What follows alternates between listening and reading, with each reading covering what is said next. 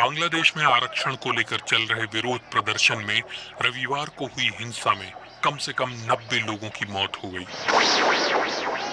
Student activist की ओर से बुलाए गए पूर्ण असहयोग आंदोलन के दौरान ढाका समेत देश के कई हिस्सों में हिंसा फैल गई। सिराजगंज में सबसे ज्यादा लोग हताहत हुए हैं। अधिकारियों ने यहां कम से कम 18 लोगों की मौत की पुष्टि की है, जिनमें 13 पुलिसकर्मी शामिल हैं। शुरुआत में ये प्रदर्शन आरक्षण को लेकर थे, लेकिन अब इन्होंने सरकार विरोधी आंदोलन का रूप ले लिया है। छात्र नेताओं ने प्रधानमंत्री शेख हसीना के इस्तीफे की मांग को लेकर सविनय अवज्ञा आंदोलन की घोषणा की है। विरोध कर रहे छात्रों के ग्रुप ने नागरिकों से टैक्स या अन्य बिल अदा न करने की अपील की है।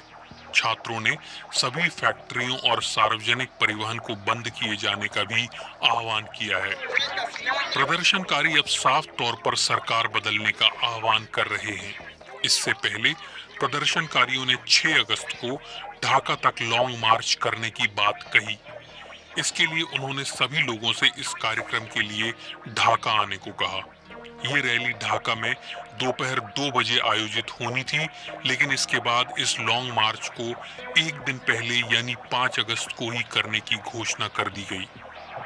ढाका में कर्फ्यू लगा दिया गया है और रविवार रात से ही ढाका में प्रदर्शनकारी इकट्ठा होने लगे, जिससे कर्फ्यू के बीच हिंसक झड़प की आशंका बढ़ गई है। इस बीच सरकार ने 3 दिनों की सरकारी छुट्टी की घोषणा कर दी है। ढाका में मोबाइल इंटरनेट सेवाओं को बंद कर दिया गया है। बांग्लादेश टेलीकम्युनिकेशन रेगुलेटरी कमीशन के एक अधिकारी ने बीबीसी बांग्ला को बताया कि फिलहाल ढाका में 4G इंटरनेट सेवाएं रोक दी गई हैं, लेकिन ब्रॉडबैंड सेवाएं जारी रहेंगी।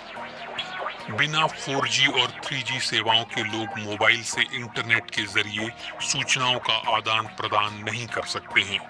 देश में विरोध प्रदर्शनों के दौरान कई पुलिस स्टेशनों और सरकारी भवनों में आग भी लगाई गई है और उसके बाद पिछले महीने प्रधानमंत्री शेख हसीना ने शांति बहाल करने के लिए सेना को बुलाया था।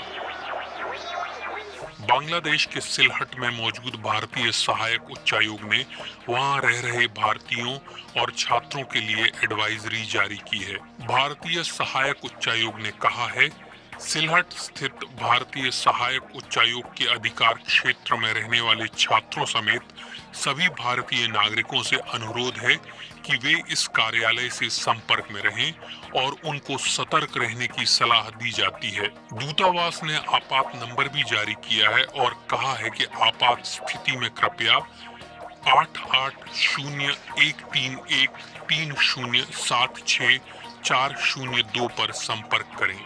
प्रधानमंत्री शेख हसीना ने कहा है कि हिंसा में शामिल लोग छात्र नहीं, टेररिस्ट हैं। रविवार को राष्ट्रीय सुरक्षा समिति की बैठक के दौरान